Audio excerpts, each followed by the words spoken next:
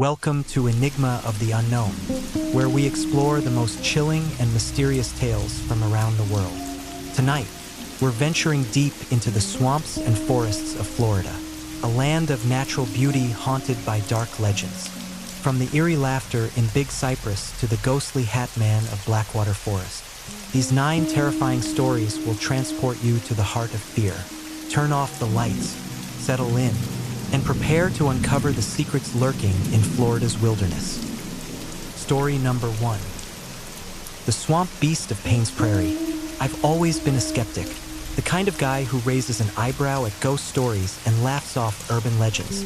Growing up in Gainesville, Florida, I'd heard the tales about Paynes Prairie, a vast expanse of wetlands teeming with wildlife and, according to local lore, something far more sinister. People whispered about strange growls in the night, unexplained footprints, and a monstrous creature that supposedly lurked in the swamp since the 1800s. But to me, Paynes Prairie was just a beautiful backdrop for my weekend hikes and camping trips. As an amateur wildlife photographer, I spent countless hours there, capturing images of alligators basking in the sun, herons wading through the marshes, and the occasional deer peering cautiously from the tree-line. It was late October when my friend Mark convinced me to do an overnight camping trip in the heart of the prairie. "Come on, Jake," he'd said. "It's the perfect time of year. Cooler weather, fewer mosquitoes, and maybe we'll finally spot that elusive bobcat you've been wanting to photograph." I agreed, packing my gear into my trusty old Jeep. Along with Mark, we invited Lisa and Tom, both fellow nature enthusiasts and always up for an adventure. We set out early Saturday morning, the sun just beginning to rise, casting a golden hue over the landscape. By midday, we'd hiked deep into the prairie, far from the well-trodden paths frequented by tourists. We found a clearing near a cluster of ancient cypress trees draped in Spanish moss, a perfect spot to set up camp. The afternoon was spent exploring, laughing, and capturing snapshots of the natural beauty surrounding us. As dusk settled, we built a fire, the flames casting dancing shadows among the trees. Lisa pulled out a flask of whiskey, and we passed it around, sharing stories and enjoying the tranquility. "Ever hear the legend of the Paynes Prairie Swamp Beast?" Tom asked suddenly, a mischievous grin on his face. I rolled my eyes. "Oh, here we go." Lisa leaned in, her eyes reflecting the firelight. "No, tell us." Tom adopted a spooky voice. "Back in the 1800s, when settlers first came to this area, people started disappearing. Bodies were never found, but massive footprints and strange growls hinted at something unnatural. They say a monstrous creature lives in these swamps, preying on anyone who dares to venture too deep. Sounds like a bedtime story to scare kids." I scoffed. Mark chuckled. "Well, Jake doesn't believe in anything he can't see through his camera lens." "Exactly," I replied, taking another swig from the flask. The conversation shifted, and soon we were talking about mundane things. Work, relationships, plans for the holidays. Eventually, one by one, we retreated to our tents, the fire dying down to glowing embers. I awoke to a low, guttural growl that seemed to vibrate the very ground beneath me. Disoriented, I checked my watch, 2:17 a.m. I listened intently, wondering if I'd dreamed it. The night was still, the usual chorus of crickets and frogs conspicuously absent. Then I heard it again, a deep, resonant growl unlike any animal I'd ever encountered. My heart began to pound. I unzipped my tent just enough to peek outside. The moon cast a silvery light over the clearing, and shadows stretched ominously from the surrounding trees. "Did you hear that?" Lisa's whispered voice startled me. She was peering out of her tent, eyes wide with fear. "Yeah," I whispered back, "probably just an alligator." Mark emerged from his tent, flashlight in hand.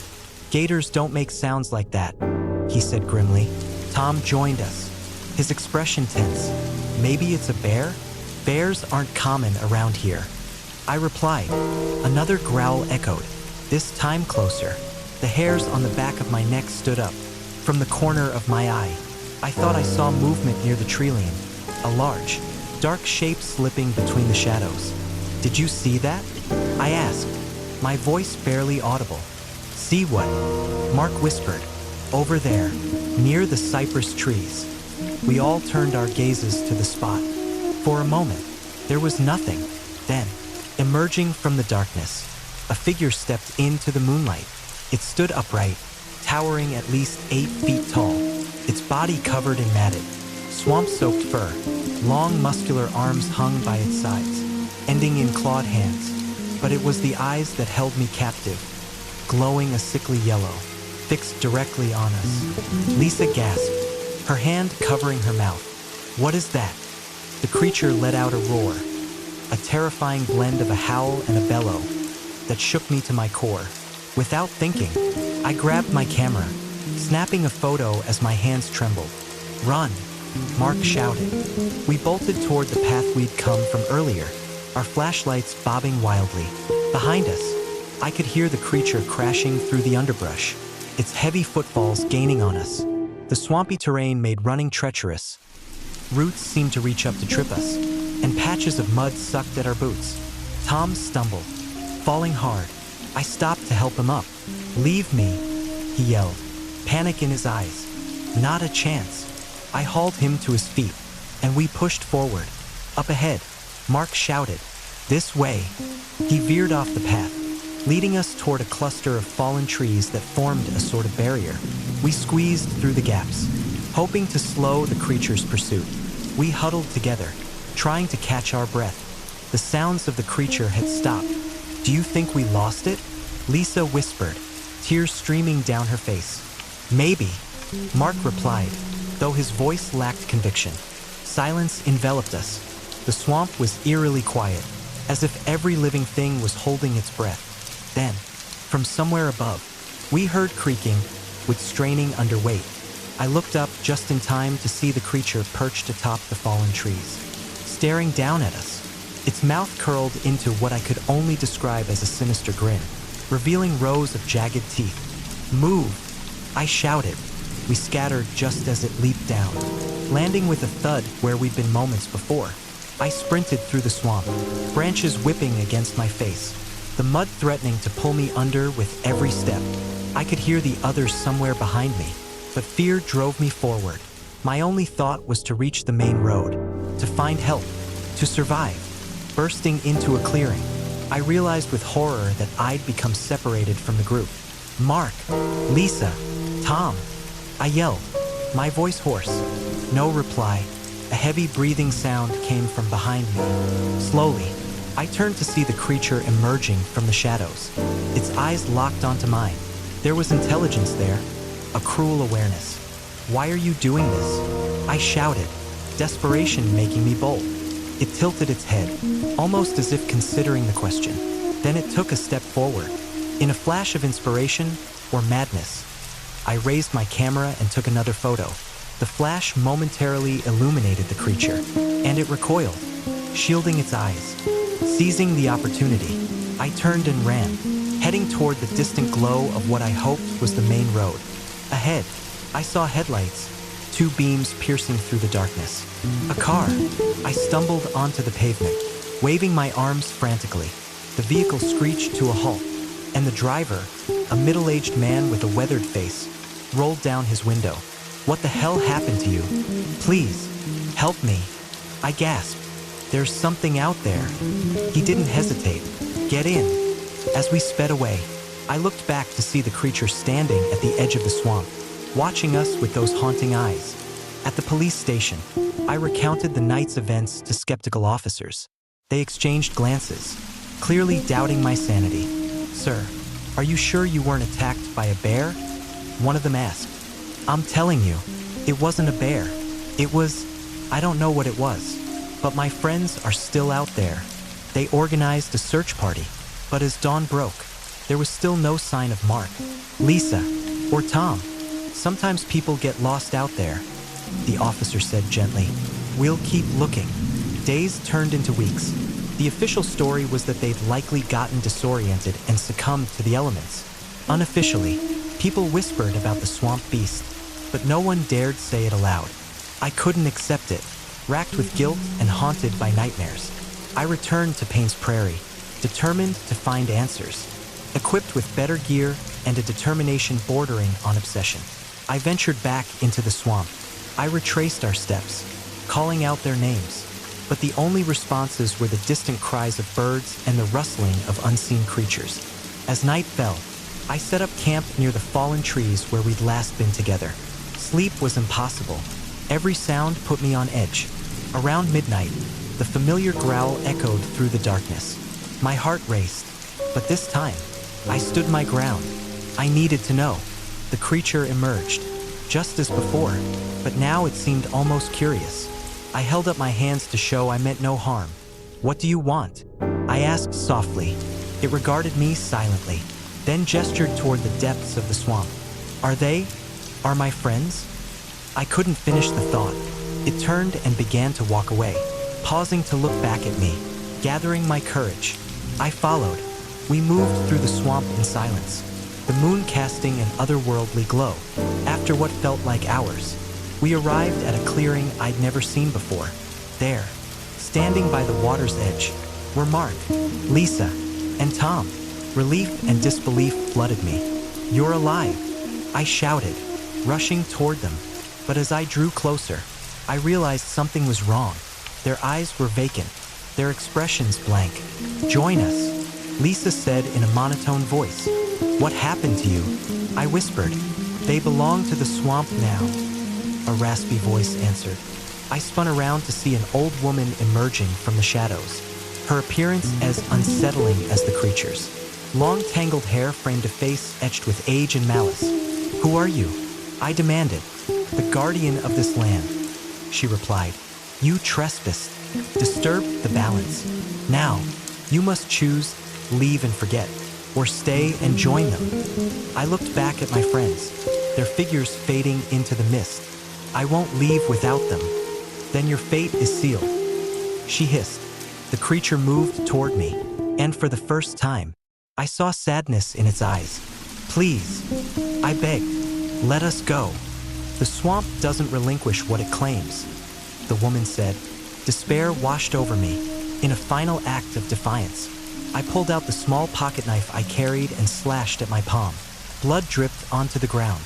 "Take me instead," I offered. She studied me for a moment, then nodded. "A sacrifice. Very well." The ground beneath me began to shift, roots wrapping around my ankles, pulling me downward. The last thing I saw was the creature's eyes, filled with an emotion I couldn't decipher. I awoke in a hospital bed, monitors beeping steadily. A nurse entered, her eyes widening as she saw me awake. "You're lucky to be alive," she said gently. "A hiker found you collapsed near the edge of Paynes, Prairie." "My friends? Did they find my friends?" I asked weakly. She shook her head. "I'm sorry. You were alone. Months have passed since that night. Physically, I've healed, but the memories haunt me. Authorities ruled the disappearances as accidental, but I know the truth. I've tried to write about it, to warn others, but the words never seem sufficient. Paynes Prairie holds secrets, ancient, dark secrets that defy understanding. Sometimes, in the quiet hours before dawn, I hear that low growl echoing in my mind, and I wonder if the swamp is calling me back. Story number 2. The Skunk Ape of the Everglades. I've always been a city boy. The concrete jungle of Miami was all I knew. Neon lights, bustling streets, the rhythmic pulse of nightlife. So when my old college buddy, Tom, suggested a weekend camping trip in the Everglades, I was less than enthusiastic. "Come on, Jake," he insisted over a pint at our favorite bar. "We need a break from all this. Fresh air, starry skies, the works." I sighed, swirling the amber liquid in my glass. "The Everglades? Isn't that just a giant swamp full of alligators and mosquitoes?" He grinned. "Exactly. An adventure. Plus, Sarah and Lisa are coming. It'll be fun." Sarah was Tom's girlfriend, an outdoors enthusiast with a penchant for photography. Lisa was her friend, a quiet, thoughtful type who I'd met a few times at parties. Against my better judgment, and perhaps swayed by the idea of spending a weekend with Lisa, I agreed. We set out early Saturday morning, leaving behind the city's cacophony for the vast expanse of the Everglades. The landscape transformed from towering skyscrapers to endless sawgrass prairies dotted with cypress trees. The air grew thick with humidity, carrying the earthy scent of damp soil and vegetation. By late afternoon, we arrived at a remote campsite accessible only by a narrow dirt road. The ranger we met at the entrance gave us a peculiar look. "Y'all be careful out there," he warned, his gaze lingering on us. "Strange things been happening lately." "Like what?" Sarah asked, adjusting her camera strap. He hesitated. "Just keep an eye out, is all." We shrugged it off and drove on. The campsite was primitive, a clearing surrounded by dense foliage, the canopy above filtering the waning sunlight. We pitched our tents, gathered firewood, and settled in as dusk painted the sky in hues of orange and purple. As night fell, the chorus of the Everglades came alive, the croaking of frogs, the chirping of crickets, the distant call of a heron. We sat around the campfire, roasting marshmallows and sharing stories. "Have you guys ever heard of the skunk ape?" Sarah asked suddenly, her eyes reflecting the flames. Tom chuckled. "Oh, here we go." Lisa leaned forward. "What's that?" Sarah grinned. "It's like Florida's version of Bigfoot, a big, hairy creature that supposedly roams the Everglades. People say it smells awful, like a skunk, hence the name." I smirked. "Sounds like a tourist trap." She shrugged. "There have been sightings, unexplained footprints, strange noises at night. Maybe we'll get lucky and spot one." Tom joked, wiggling his fingers in mock spookiness. As the fire died down, we retreated to our tents. I lay awake for a while, listening to the unfamiliar sounds of the wilderness. The canopy above was a tapestry of stars, more than I'd ever seen back home. Just as I was drifting off, a foul odor wafted through the tent, a pungent mix of rotten eggs and wet dog. I wrinkled my nose, pulling my sleeping bag tighter around me. Probably just swamp gas, I thought, trying to ignore it. A low, guttural growl echoed in the distance. My eyes snapped open. It didn't sound like any animal I knew. I held my breath, straining to listen. The growl came again, closer this time. "Tom," I whispered loudly. No response. I unzipped the tent just enough to peek outside. The campfire's embers cast a faint glow, but beyond that, darkness enveloped everything. The stench was stronger now, almost making my eyes water. A shadow moved near the tree line, a large, hulking figure that seemed to glide between the cypress trees. My heart pounded in my chest. "Tom, wake up," I hissed. He stirred, muttering something incoherent. "There's something out there," I insisted. He sat up, rubbing his eyes. "What are you talking about?" Before I could answer, a loud crash resounded from the woods, followed by another deep growl. Lisa and Sarah emerged from their tent, both looking alarmed. "Did you hear that?" Lisa asked, her voice shaky. "Probably just a bear," Tom said, though he didn't sound convinced. "In the Everglades?" Sarah questioned. "Unlikely." The rustling grew louder, accompanied by heavy footfalls. The odor was overwhelming now, a nauseating cloud that hung in the air. "We should get in the car," I suggested. Suddenly, a figure burst from the trees, stopping just at the edge of our campsite.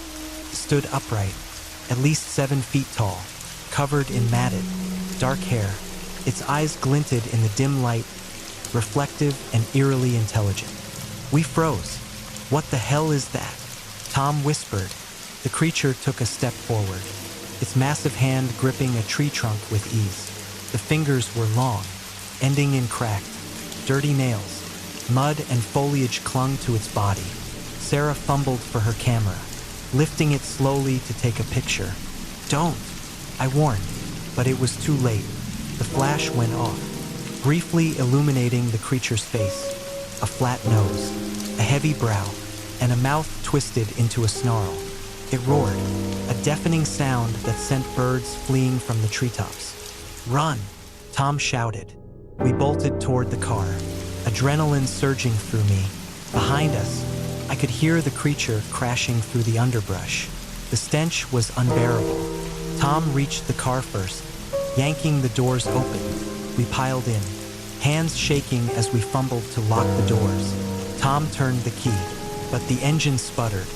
"Come on, come on," he pleaded, turning the key again. The creature slammed into the side of the car, rocking it violently. Lisa screamed, clutching my arm. Through the window, I saw its hand smear across the glass, leaving behind muddy, greasy prints. The engine roared to life, and Tom floored the gas pedal. The tires spun in the soft earth before gaining traction. We sped away, the headlights cutting through the darkness. In the rearview mirror, I watched as the creature faded into the distance, standing in the middle of the road, watching us leave. We didn't stop driving until we reached a ranger station miles away. Bursting inside, we must have looked deranged, sweaty, pale, eyes wide with fear. "Can I help you folks?" the ranger asked, eyeing us warily. We babbled over each other, trying to explain what had happened. The ranger held up a hand to silence us. "One at a time," he said calmly. "We saw something out there," Sarah said, her voice trembling. "A creature, a skunk ape," the ranger sighed, rubbing his temples. "You folks aren't the first to claim that. So you believe us?" asked. He hesitated. "I've heard stories. People get spooked out there. The swamp plays tricks on the mind." "These were no tricks," Tom insisted. "It attacked our car." The ranger glanced outside at the muddy handprints smeared across the windows. His expression hardened. "Wait here," he instructed, picking up a radio. We sat in tense silence as he made a call. After a few minutes, he returned. "I'm going to file a report," he said. "In the meantime, I suggest you stay on designated campsites closer to civilization." "That's it?" Lisa asked incredulously. "What about our gear, our tents?" "It's not safe to go back tonight," he replied. "We'll send someone to retrieve your belongings in the morning." Defeated, we agreed to stay at a nearby lodge the ranger recommended. That night, none of us slept well. Every creak, every rustle outside made me jump. The next day, we returned to the ranger station. A different ranger greeted us. "We went to your campsite," he said, handing over our gear. "Found your tents torn up. Could be a panther or a bear." "Are there bears in the Everglades?" I asked skeptically. He shrugged. "Occasionally, wildlife can be unpredictable." As we loaded our belongings, Sarah pulled me aside. "Look at this," she whispered, showing me her camera. She scrolled to the photo she had taken the night before. It was blurry but unmistakable, the creature's face, eyes glowing, mouth open in a roar. "We have to show this to someone," she urged. But who would believe us? The rangers had already dismissed our story. "Maybe it's better if we just move on," I suggested. She looked at me, disappointment flickering across her face. "You saw it too." "I know, but I just want to forget about it." We returned to Miami, each of us grappling with what had happened in our own way. Weeks passed, then months. I tried to bury myself in work, pushing the memories to the back of my mind. One evening, Tom called me. "Turn on the news," he said tersely. I switched on the TV to see aerial footage of the Everglades. The reporter's voice was grave. "Authorities are investigating a series of unexplained animal attacks in the Everglades. Several campers have gone missing over the past few weeks." My stomach dropped. "They're saying it's a rogue alligator or a panther," Tom said. "But we know better." "What do you want to do?" I asked, dread creeping in. "We have to tell someone. Show them Sarah's photo." "Where is Sarah?" I realized I hadn't heard from her lately. Tom paused. "She's missing. Went back to the Everglades to get more evidence." That was 3 days ago. Panic surged through me. "Why didn't you tell me sooner?" "I thought she'd turn up. But now, I'm worried." We met up that night, poring over maps of the Everglades, trying to figure out where she might have gone. Lisa joined us, her eyes red from crying. She mentioned a spot where there had been recent sightings, Lisa said, pointing to a remote area on the map. We have to find her, Tom declared. Wait, cautioned. If we go back there, we could end up like those missing campers. She's our friend, Lisa argued. We can't abandon her. Reluctantly, I agreed. The next morning, we set out, equipped with better gear, flashlights, GPS devices, even a flare gun Tom had procured. As we ventured deeper into the Everglades, the familiar unease settled in. By late afternoon, we reached the area Lisa had indicated. The swamp was eerily quiet. Sarah, we called out repeatedly. No response. As dusk approached, we stumbled upon a makeshift campsite. It was Sarah's. Her backpack leaned against a tree, her tent half-pitched. She's been here, Lisa said, picking up a notebook. Flipping through it, we found sketches and notes, descriptions of the skunk ape, observations, theories. She was obsessed. Tom murmured. A foul odor permeated the air, and a chill ran down my spine. Guys, I whispered, we need to leave. Now. The growl came from behind us, low and menacing. We turned slowly to see the creature emerging from the shadows, its eyes fixed on us. Spread out, Tom yelled, raising the flare gun. He fired, and a bright light erupted, momentarily blinding the creature. We took the chance to run, but the terrain was treacherous, muddy water, tangled roots. I could hear the creature behind us, crashing through the underbrush. Lisa stumbled, and I grabbed her arm, pulling her up. Keep going, I urged. We reached a clearing, and in the dim light, I saw Sarah standing there, motionless. Sarah, Lisa cried out, but something was wrong. Sarah's eyes were vacant, her face expressionless. She lifted a finger to her lips. Shoo, she whispered. Before we could react, the creature stepped into the clearing, positioning itself between us and Sarah. Stay back, Tom warned, brandishing a large branch. The creature tilted its head, almost curiously. Then, to our horror, Sarah walked toward it, standing by its side. Sarah, what are you doing? Lisa pleaded. She smiled faintly. He doesn't want to hurt us. He wants to be left alone. Come with us, I begged. Please. She shook her head. I belong here now.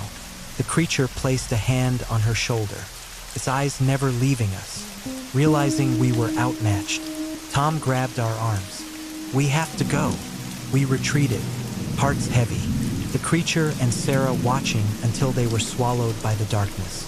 Back in Miami, we reported everything to the authorities, but without evidence. Our story was dismissed as a fabrication. Days turned into weeks. Sarah was declared missing, presumed dead. I couldn't shake the feeling that she was still out there, somewhere in the depths of the Everglades, living among the shadows. Story number 3. The Missing in Green Swamp.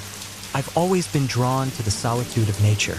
As a freelance photographer, the untamed wilderness offers me not just the perfect backdrop for my work, but also a respite from the clamor of city life. So when I heard about Green Swamp near Tampa, a place teeming with wildlife and untouched landscapes, I knew I had to explore it. My friends thought I was crazy. People go missing there. Mark had warned me over beers one night. There's a reason locals avoid it. I laughed it off. Urban legends. I said, every remote place has them. But now, sitting alone by the flickering light of my campfire, I wondered if there was more truth to the stories than I believed. I arrived at Green Swamp on a clear Monday morning, the sun casting dappled shadows through the dense canopy.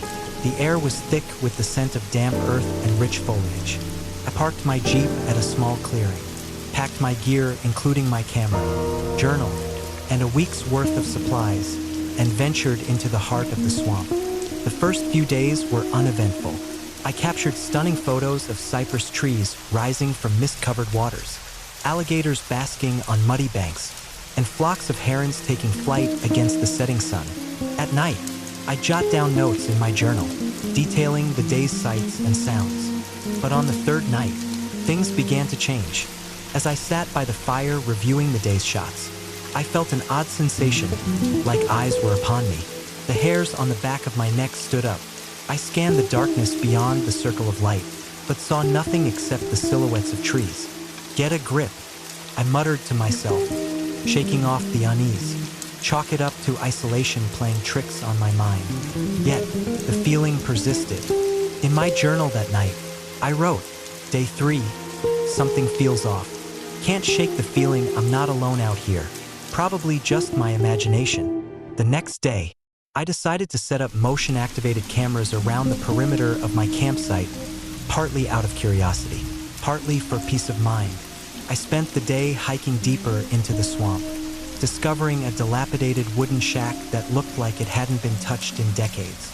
Inside, I found old tools, rusted and covered in moss, and strange symbols carved into the walls. I photographed everything, intrigued by the mystery of it. As evening approached, I headed back to camp. That night, the sensation of being watched intensified. As I lay in my tent, I heard faint footsteps circling outside.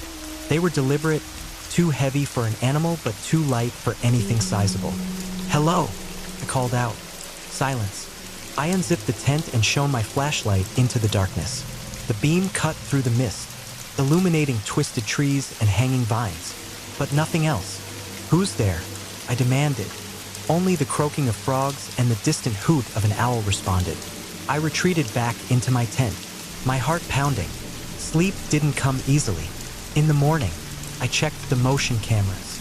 To my frustration, most of them had malfunctioned, static-filled images and corrupted files. Only one camera had captured anything of note. As I scrolled through the photos, my breath caught. There, in the corner of one frame, was a blurry figure, a humanoid shape partially obscured by trees. It stood some distance away, watching my camp. I told myself it was a trick of the light or a glitch, but unease gnawed at me. In my journal, I wrote, Day 4, caught something on camera. Probably nothing, but I can't shake the feeling that someone is out here with me. Need to stay alert. Determined not to let paranoia ruin my trip, I ventured out again, this time sticking closer to camp. I spent the afternoon photographing a family of deer and sketching the landscape. As dusk fell, I gathered more firewood than usual, building up the flames to cast a wider circle of light. While cooking dinner, I heard a rustling behind me. I spun around, flashlight in hand, but saw only swaying branches. Is anyone there? I called out. Again, no response. I decided to turn in early, hoping a good night's sleep would clear my head. I awoke to the sound of whispering. First, I thought it was the wind, but the murmurs were distinct, words I couldn't quite make out. I lay still, straining to listen. The whispers grew louder, more insistent, coming from all around the tent. Gathering my courage, I grabbed my flashlight and unzipped the tent slowly. The fire had died down to embers, casting a dim glow. Hello, I whispered. Silence. I stepped out, the cold air biting my skin. The mist was thicker tonight, cloaking everything in a ghostly veil. Then I saw them, footprints in the damp earth circling my campsite. They were bare, human footprints, leading off into the swamp. My heart raced. Someone was here. Who are you? I shouted, anger edging out fear. This isn't funny. No answer. I contemplated packing up and leaving, but decided to wait until daylight. Back in my tent. Sleep was impossible. The whispers had stopped, but the oppressive silence was worse. At dawn, I made a decision. I'd hike back to my Jeep and report this to the authorities. I packed up my gear and began retracing my steps. The swamp seemed different now, more menacing. The path I'd taken before was harder to follow, as if the landscape had shifted overnight. After hours of trekking, I should have reached the clearing where I'd parked, but there was nothing, just endless trees and murky waters. Panic set in. I checked my compass. It spun uselessly. Great, I muttered, lost. I tried to calm myself, reasoning that I could use the sun's position to navigate westward. As I moved on, I became aware of distant footsteps matching my own, stopping when I stopped. Show yourself, I demanded, my voice betraying my fear. Ahead, between the trees, I caught a glimpse of movement, a figure darting out of sight. I gave chase, crashing through the underbrush. Wait! I emerged into a small clearing dominated by the same dilapidated shack I'd found before. Only now, there was smoke rising from a makeshift chimney. Someone was inside. Cautiously, I approached the shack. The door hung ajar, creaking softly. "Hello," I called. No response. I stepped inside. The interior was dim, lit only by the embers of a dying fire in a crude hearth. The air smelled of damp wood and something else. Something rotten. On a table lay my missing journal. "What the hell?" I whispered, picking it up, flipping through the pages. I saw new entries written in a scrawled hand. Entries I hadn't written. "He's here, watching, waiting. Why won't he leave?" A chill ran down my spine. A floorboard creaked behind me. I spun around to see a man standing there, gaunt, with sunken eyes and clothing tattered and stained. His skin was pallid, almost gray, and his gaze fixed on me with an intensity that rooted me to the spot. "Who are you?" I managed to ask. He tilted his head. "You shouldn't be here," he rasped. "I'm lost," I said. I was trying to find my way back. He took a step closer. "They don't like intruders." "Who doesn't?" I asked, edging toward the door. "They," he whispered, pointing to the surrounding swamp. I glanced outside, seeing nothing but trees and mist. When I turned back, he was inches away. "You need to leave," he insisted. "I'm trying," I replied, frustration creeping in. "Can you help me?" He stared at me for a long moment before nodding slowly. "Follow me." Against my better judgment, I followed him outside. He moved with surprising speed, leading me through a maze of trees and waterways. As we walked, shadows seemed to shift at the edge of my vision, dark shapes flitting between the trunks. "Are we close?" I asked. "Almost," he replied curtly. The sun hung low in the sky when we reached another clearing. Relief washed over me as I saw my Jeep parked just ahead. "Thank God," I breathed. Turning to thank him, I found myself alone. The man had vanished. I didn't hesitate. I jumped into the Jeep and turned the key. The engine roared to life, and I sped away, not daring to look back. Back in Tampa, I reviewed the photos and notes from my trip. Many of the images were distorted, glitches, and blurred figures. The journal entries I'd found in the shack were still there, the scrawled handwriting a stark contrast to my neat script. I reported the encounter to the local authorities. They listened politely but seemed unconcerned. "Lots of folks get turned around in Green Swamp," the deputy said. "You were lucky to find your way back." "What about the man I met?" I pressed. "He might need help." He shrugged. "No one lives out there. Probably just another camper." But I knew he wasn't just another camper. Weeks later, I received a package at my apartment. There was no return address. Inside was a worn notebook, the same one I'd found in the shack. Flipping through it, I realized it belonged to the camper who had gone missing years ago, the one from the stories. Entries detailed his growing paranoia, the feeling of being watched, hearing whispers in the night. The final entry read, "They're closing in. I don't think I'll make it out. If someone finds this, beware the watchers in the swamp. They don't like intruders." My hands trembled as I closed the notebook. That night, I dreamed of the swamp, the mist rising like ghostly fingers, the whispers growing louder, the gaunt man watching from the shadows. I awoke in a cold sweat, the sensation of being watched lingering. Looking out my window, I thought I saw a figure standing under the street lamp, a familiar silhouette. I blinked, and it was gone. I couldn't shake the feeling that something had followed me back. Paranoia gnawed at me. Shadows seemed darker, sounds more sinister.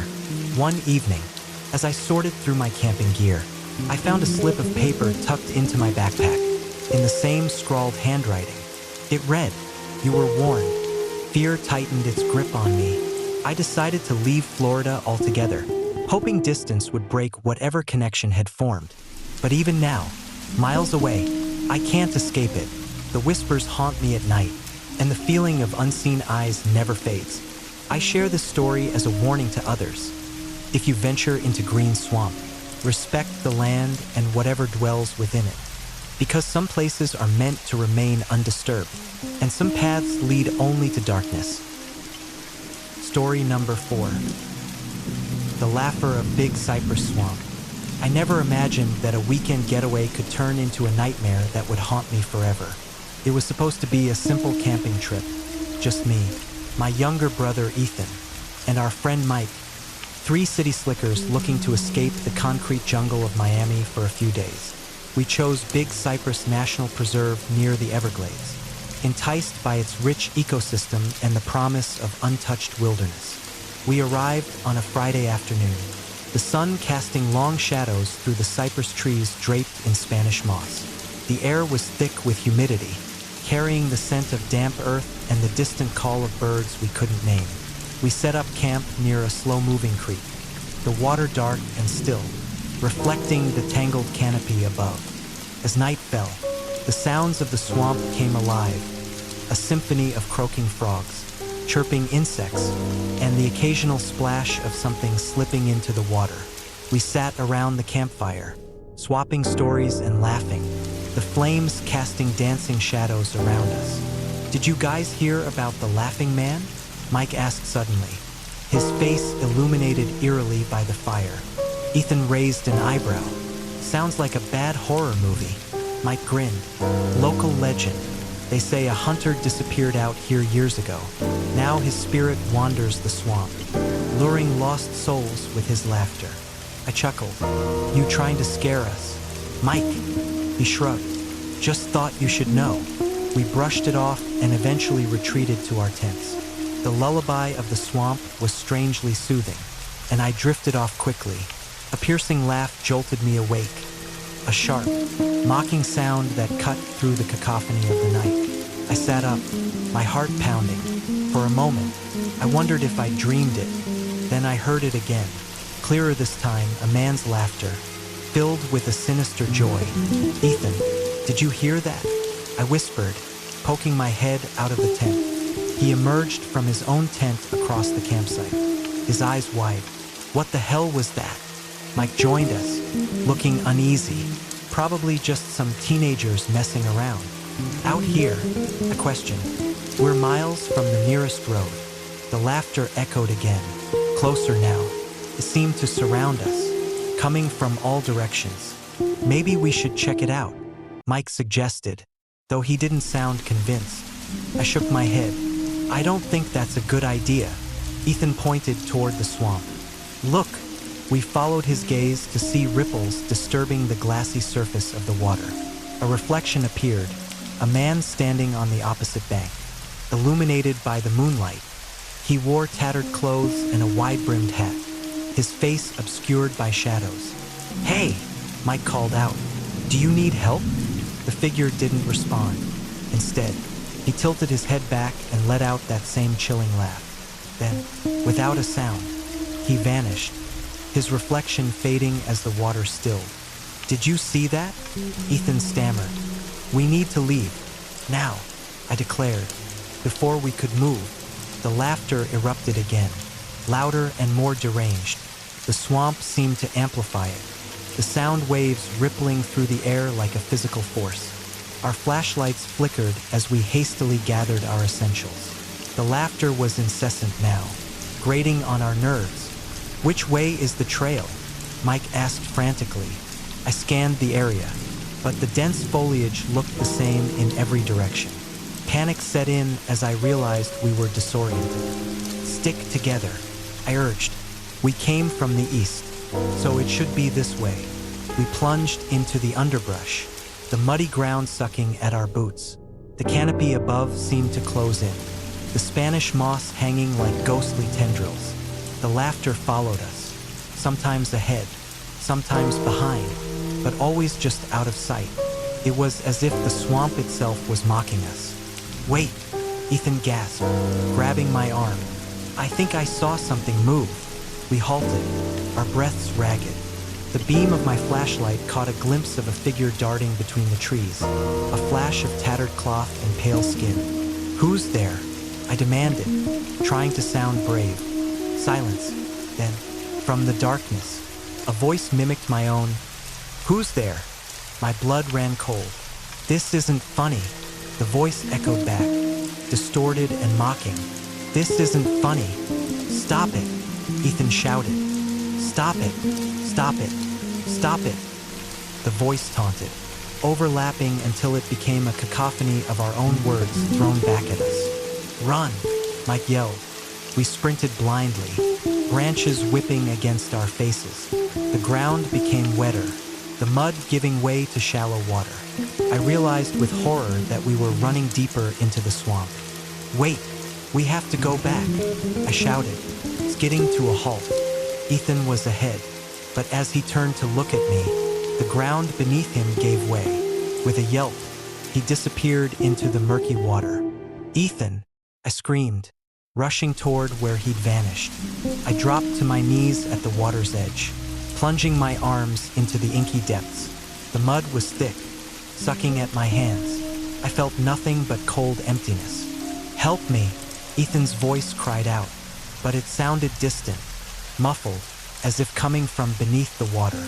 Grab my hand, I begged, tears streaming down my face. Mike pulled me back. We can't stay here. It's not safe.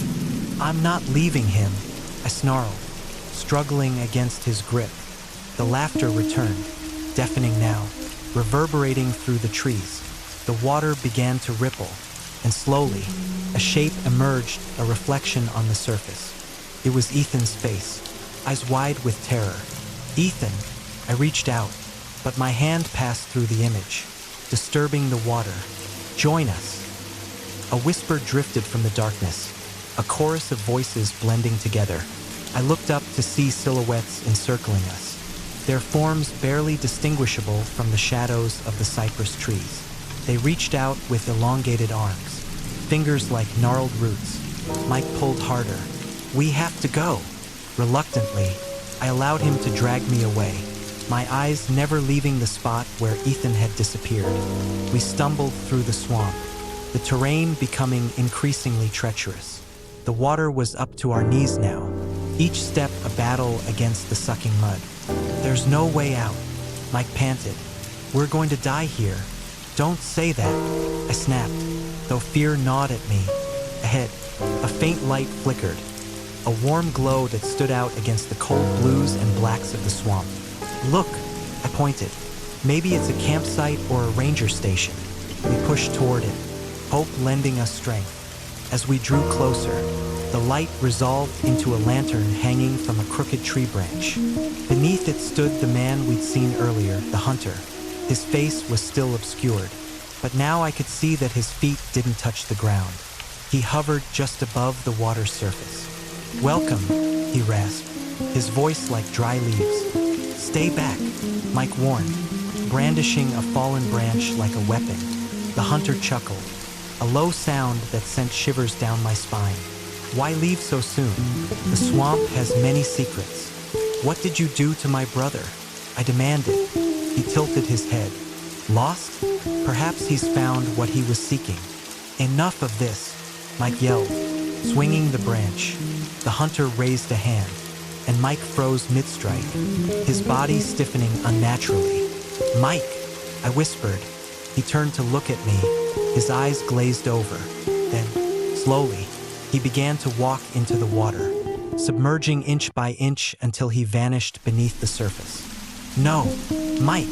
I lunged forward, but the hunter blocked my path without moving. Why fight it? He whispered. Join them. Despair engulfed me. Please, I begged, let us go.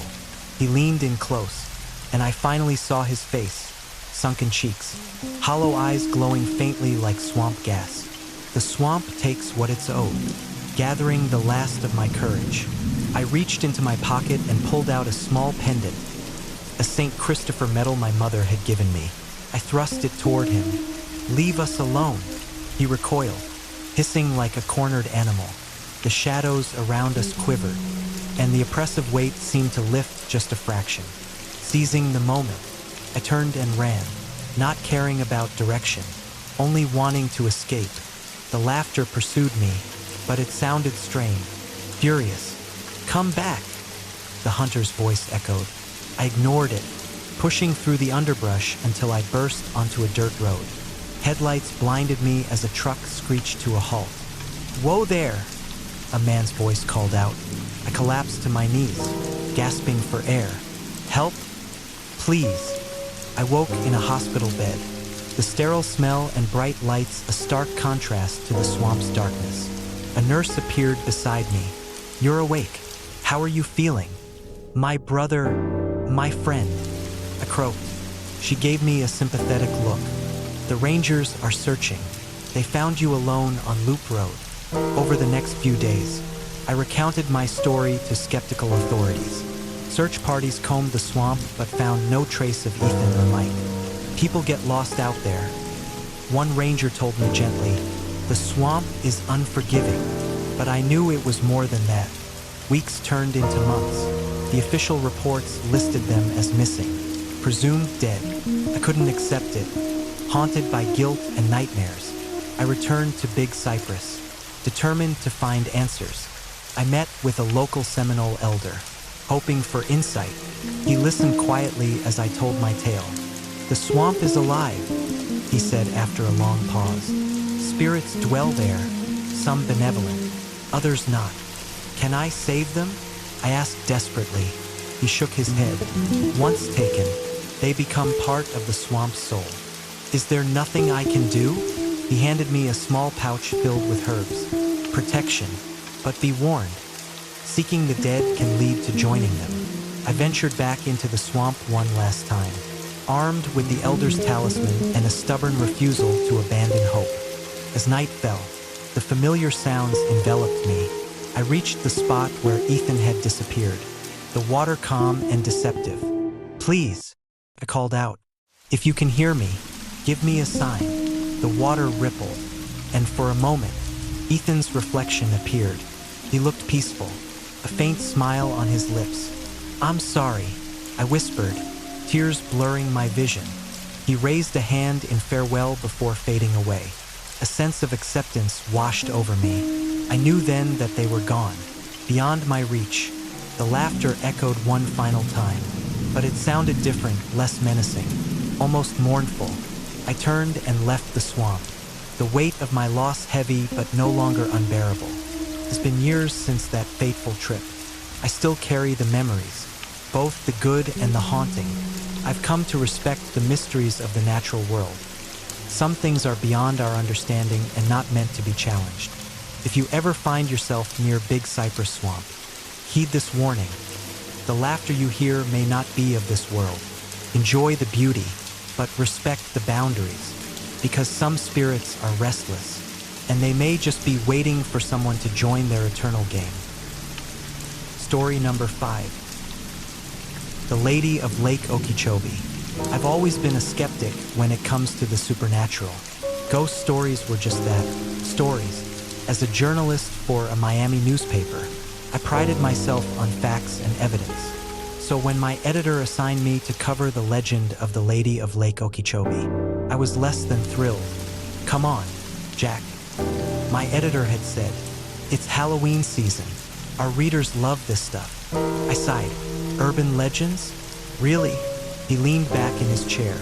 "Think of it as a working vacation. Take a few days, camp by the lake, soak in the atmosphere. Who knows, maybe you'll find something interesting." Reluctantly, I agreed. A few days away from the city might do me some good. Besides, debunking a local myth could make for an interesting piece. I packed my camping gear and set off for Lake Okeechobee. The drive was uneventful, the cityscape gradually giving way to the vast expanse of Florida's wetlands. By late afternoon, I arrived at the lake, a massive body of water stretching out like an ocean, its surface shimmering under the setting sun. I found a campsite near the shore, secluded enough to provide the solitude I needed but close enough to other campers to feel safe. As I pitched my tent, an older man at a nearby site waved. "Evening," he called out. "Beautiful place, isn't it?" "Sure is," I replied, wiping the sweat from my brow. First time here? Yeah, thought I'd do some camping and maybe a little fishing. He approached, extending his hand. Name's Bill. Been coming here for years. Jack, I said, shaking his hand. Well, Jack, if you're up for a good story, come by later. The locals have some interesting tales about this place. I smiled politely. Maybe I will. As night fell, I built a small fire and settled in. The stars were brilliant, reflecting off the lake's calm waters. The sounds of nature, crickets chirping, the gentle lapping of waves created a peaceful backdrop. Mind if I join you? Bill's voice cut through the darkness. Not at all, I said, gesturing to a log opposite me. He sat down, producing a flask from his jacket. Care for a swig? Why not? I took a sip of what turned out to be smooth whiskey, feeling the warmth spread through me. So, Bill began, gazing into the fire. Have you heard about the Lady of the Lake? I've heard mentions, I admitted. Some ghost story, right? He chuckled. More than just a story. Folks around here swear they've seen her. Have you? He paused, eyes reflecting the flames. Maybe, maybe not, but I've heard the cries. Late at night, when the mist rolls in, you can hear her weeping, calling out for her lost child. I leaned forward. What's the story behind it? He took a deep breath. They say, years ago, a young mother lived in a village near the lake. One day, her child wandered off and disappeared. She searched desperately, believing he had drowned. Overcome with grief, she walked into the lake and never came back. Now, her spirit roams the shores, forever seeking her lost son. Tragic, I said, but surely there's no truth to it. Bill shrugged. Believe what you will. Just don't be surprised if you hear her tonight. With that, he stood up. Well, I'll leave you to it. Good night, Jack. Good night, I replied, watching him disappear into the darkness. I sat there for a while longer, contemplating the tale. As the fire dwindled, I decided to turn in, settling into my tent. I felt a strange unease, but I brushed it off as the effects of the whiskey. I woke to the sound of soft sobbing. Disoriented, I checked my watch, 2:14 a.m. The night was still, the air heavy with moisture. The sobbing continued, faint but unmistakable. My journalist instincts kicked in. Grabbing my recorder and flashlight, I unzipped the tent and stepped out. A thick mist had settled over the lake, obscuring the stars and casting an ethereal glow. Hello, I called out softly. No response, just the gentle sound of weeping carried on the breeze. I followed the sound toward the shore. The mist seemed to part before me, swirling in delicate patterns. As I reached the water's edge, I saw her. A woman stood barefoot in the shallow water, her white dress billowing around her. Long dark hair cascaded over her shoulders, obscuring her face. She stared out across the lake, her shoulders shaking with sobs. Ma'am, are you all right? I asked, approaching cautiously. She didn't react. Do you need help? I stepped closer, the water lapping at my boots. She turned slowly, and my breath caught in my throat. Her eyes were hollow, dark voids that seemed to swallow the light. Her face was pale, almost translucent, and tears stained her cheeks. Have you seen my son? She whispered, her voice echoing as if from a great distance. A chill ran down my spine. This had to be a prank, or perhaps someone in need of help. What's your name? I asked gently. She extended a hand toward me, her fingers slender and cold. Please, help me find him. I hesitated before reaching out. Her hand grasped mine tightly, an icy grip that sent shockwaves through me. Images flooded my mind. A laughing boy playing by the water, a sudden splash, frantic searching, the overwhelming despair of a mother who had lost everything. I pulled back, gasping for breath. I'm sorry. I don't know where he is. Her expression twisted into one of anguish. Then you are of no use, she hissed. The calm lake began to churn, waves rising unnaturally. A fierce wind whipped around me, tearing at my clothes. I stumbled back, fear gripping me. This isn't real, I muttered. It can't be. She advanced toward me, her feet gliding over the water's surface. You will join me, she whispered. Panic overtook reason. I turned and ran, the shoreline blurring as the mist thickened. The wailing intensified, a cacophony of sorrow that echoed inside my skull. Reaching the campsite, I found it shrouded in darkness. The fire was out, and my tent seemed farther away than before. Bill, I shouted. Anyone? No response. I dove into my tent, zipping it up as if the thin fabric could protect me. My heart hammered in my chest, each beat a painful reminder of my vulnerability. The sobbing drew nearer, surrounding the tent. Shadows moved outside, indistinct shapes that flickered at the edge of perception. Leave me alone, I whispered, squeezing my eyes shut. Silence fell a heavy, oppressive quiet that pressed in from all sides. Then, a child's voice.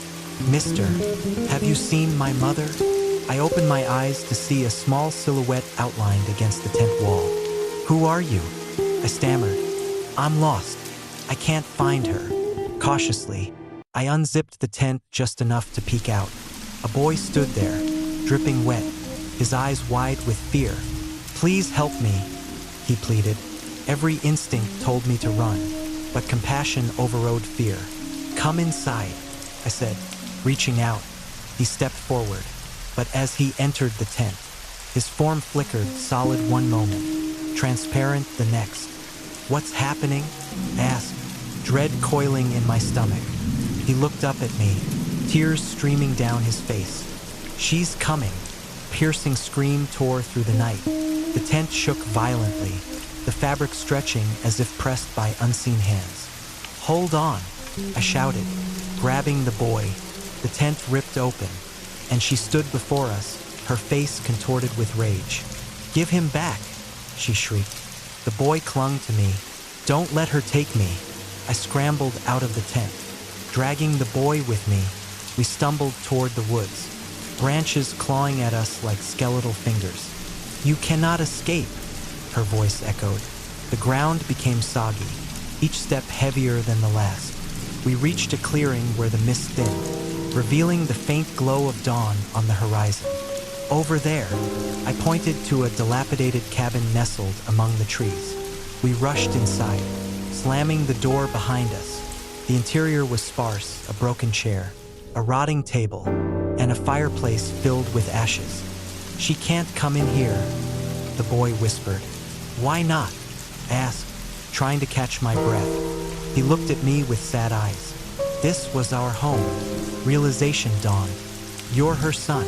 He nodded slowly. I didn't mean to leave her. I just wanted to play by the lake. A heavy thud shook the cabin. The windows rattled as the wailing resumed, more desperate than before. She won't stop until she has you, I said. He lowered his head. I know. There was a profound sorrow in his voice, a resignation. Maybe if you go to her, she'll find peace, I suggested. He met my gaze. Will you come with me? I hesitated. I don't belong here.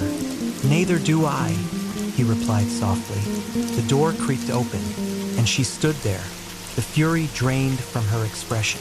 Now, she looked tired, haunted. Come home, she whispered, reaching out to him. He released my hand. Thank you for helping me. As he walked toward her, their forms began to glow, growing brighter until I had to shield my eyes. When the light faded, they were gone. The first rays of sunlight pierced through the trees, bathing the cabin in a warm glow. The oppressive weight that had hung in the air lifted, replaced by a serene silence. I found my way back to the campsite, which now appeared untouched. My tent was intact, the fire pit undisturbed. It was as if the night's events had been a dream. Bill approached, concern etched on his face. You look like you've seen a ghost. I gave a hollow laugh. Maybe I have. He nodded knowingly. Sometimes, the past reaches out to us. I packed up my gear, feeling a strange mix of exhaustion and clarity. Leaving so soon? Bill asked. Yeah, I think I've got what I came for.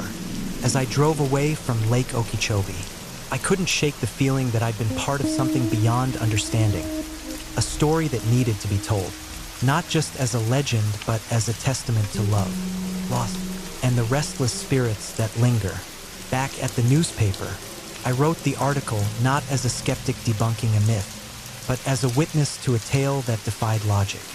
The Lady of Lake Okeechobee, a haunting reminder of a mother's love. Thank you for joining us on this chilling journey through Florida's haunted swamps and forests. From the monstrous skunk ape of the Everglades to the ghostly figure at Prairie Canyon. These tales remind us that even the most beautiful places can hide the darkest secrets. If you enjoyed these stories, be sure to like, subscribe, and hit the notification bell so you don't miss our next dive into the unknown. Until next time, stay safe, and remember, not everything in the wilderness can be explained.